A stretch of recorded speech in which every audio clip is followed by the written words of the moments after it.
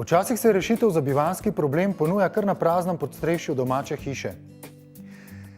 V naslednjem prispevku bomo videli, kako sta mama in hči s pomočjo arhitektke uredili podstrešje.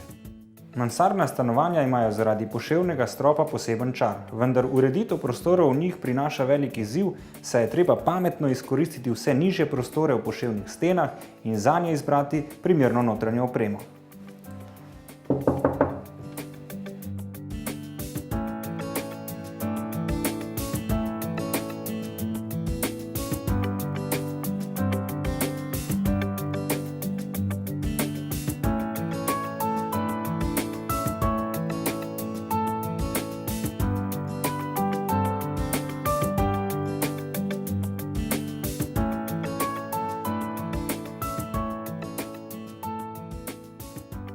Še pred nekaj leti je bilo tu prazno podstrešje, danes pa v tem stanovanju prebivata mati in hčerka.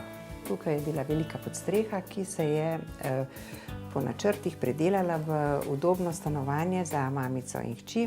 Meri 68 kvadratov in dobili smo en velik osrednji prostor z dnevnim delom, jedilnico in kuhinjo, spalnico, udobno otroško sobo in kopalnico.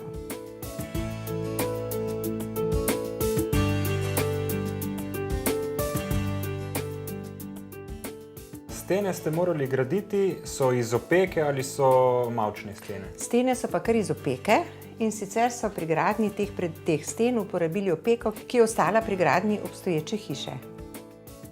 Kuhinja vidimo, da nima visečih omaric. Težko bi jih postavili, namestili, ker je ta poševnina toliko velika, da ni bilo prostora. Smo pa zato našli drugo rešitev in sicer v niši, umetno smo jo postavili, zaprli smo dimnik in v podaljšek dimnika vzidali hladilnik, pečico in še dodatne shrambne omarice. Se pravi, vse je narejeno po meri? V glavnem vse, kar je teh omar, kuhinje, garderobnih omar, polic, to smo dali mizarju delati. Pri kuhinji pa sem opazil en skriti kotiček v ozadju. Ta skriti kotiček se je porodil slučajno, ker nismo mogli do konca izpeljati kuhinje, ker je bilo premalo prostora, ampak s tem smo rešili velik problem, ker si je lastnica želela en delovni kot, ta je bil pa idealen za ta namen. Kateri prostori rabijo več višine? Hojni prostori, se pravi prostor, ko ti vstopiš, potem recimo del kopalnice, absolutno, a ne tam, kjer se umivaš, potem ta del, kjer je jedilnica, dnevna soba, predvsem pa del, kjer se kuha in pomiva posoda, zato je tudi v tej kuhinji ta del postavljen tukaj prav zaradi te višine. Da kuhamo in tam, kjer vzamemo stvari, je pa lahko niže, ker se ne zadržujemo. Tako, ker tudi nisi skozi, vzameš ali pa samo nekaj postaviš, ne. Skladna s kuhinjskim pohištvom so vrata iz masivnega lesa ameriškega oreha, ki ustvarjajo čudovit kontrast belim stenam. Da je še lepši videz dosežen, zato ker ima zelo veliko teh letnic noter, je ga mizar kar 8-krat lakiral. Bele stene sem pa zato predvidela, da je prostor osvetlijo, ni veliko oken in s tem smo pridobili tak učinek večje svetlosti. Se pravi, svetloba ni najboljša v tem stanovanju? Naravne svetlobe res ni veliko, tudi stanovanje je obrnjeno na severovzhod, tako da smo pa potem rešitev iskali v stropnih lučeh, v postavitvi talnih luči in pa praktično vsak kotiček stanovanja ima eno osvetlitev v obliki lučke, ne? Tako da se niti ne opazi toliko zelo, da bi bilo temno. Omenili ste, da so vrata masivna iz lesa, ampak niso čisto vsa.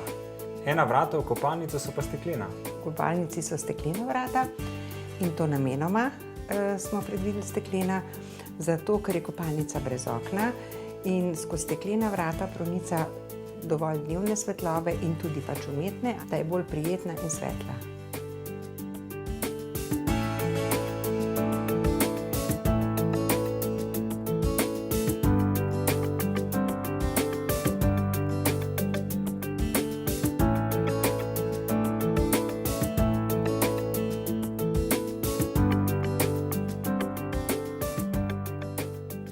V spalnici kraljujejo umirjene barve, otroška soba pa je precej bolj živahna.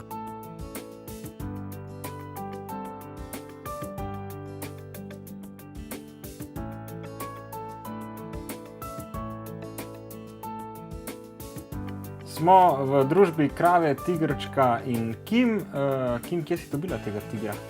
To sem dobila v prvem razredu na moji šoli in to vsaki prvički na naši šoli dobijo eno pišasto igračo, ko dobijo še rutko, da jo dajo tako.